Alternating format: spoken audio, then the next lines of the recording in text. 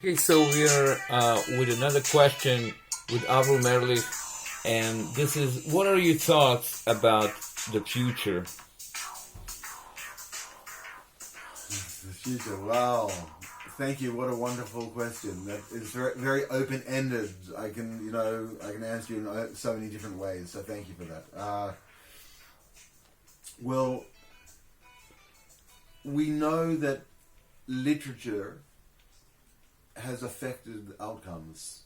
We know that we've dreamt the imagination, the mythological imagination, the religious imagination, the spiritual imagination has dreamt about wonderful times to come, and also that some of them have warned of terrible times, but certainly wonderful times, the times of surplus.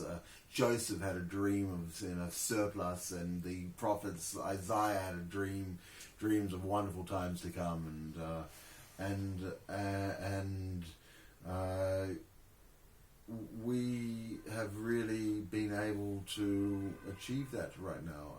We're basically heading in that direction. So you see that optimism can pay off, and that actually that may be the very source of our achievement, was not only the optimism but imagining, going forward and envisioning, and even being. It was really quite crazy to say that there will be people would have surplus, or that the blind could see and the deaf can hear, and that there'll be miracle, revealed miracles, that there'll be a resurrection of the dead. That was considered to be an absolutely mystical, crazy religious idea, but now with genome engineering, that looks like it's going to be very realistic. So really dreaming it looks like dreaming is the way forward. And so what is the future?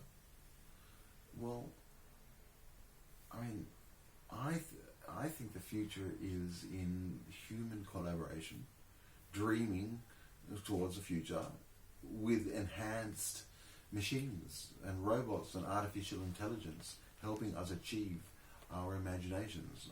That needs obviously to have some sort of management, because there are some people who might have diabolical dreams and imaginations, and so the real question is how to create a protocol amongst people, not really so much even amongst people, because we have that protocol in our religion and our language and everything, but how to create a protocol with AI, with our personal AI assistants, because it looks like it is actually even Isaiah had this idea that people will take their instruments of war and they'll turn them into civilian instruments. They'll take their swords and turn them into plowshares.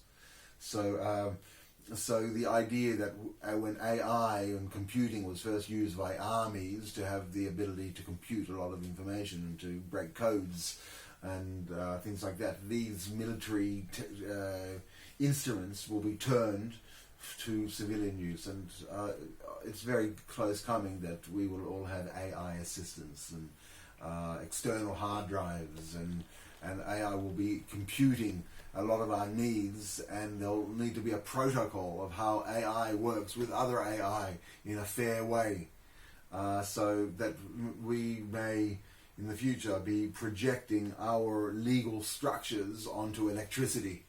So that very idea of the transition, the transferring of our knowledge, a biological, socio-civilizational, very deeply nuanced for the human condition, and that we're going to now transfer that onto our robotic assistants who don't care less about these types of things, and create a legal protocol with these robotic AI assistants, and with them we will maybe aim to achieve the greatest